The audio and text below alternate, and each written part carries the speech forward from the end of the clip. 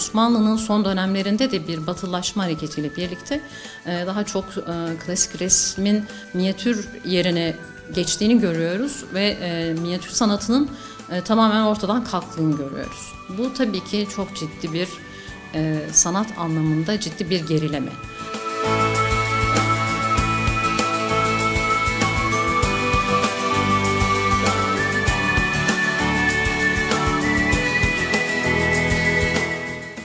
Çin uygarlığı medeniyeti dünyanın en eski uygarlıklarından bir tanesi. Dolayısıyla da sanat ve kültür anlamında da aslında ilklerin olduğu bir medeniyet, bir uygarlık olduğunu söylemek mümkün.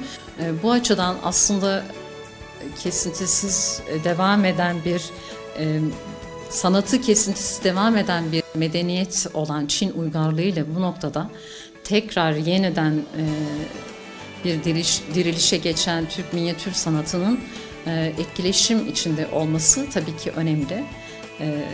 Bu noktada da özellikle iki devletin işbirliği yapması kültürel anlamda sanatçıların ortak projeler geliştirmesi bu noktada çok önemli diyebilirim.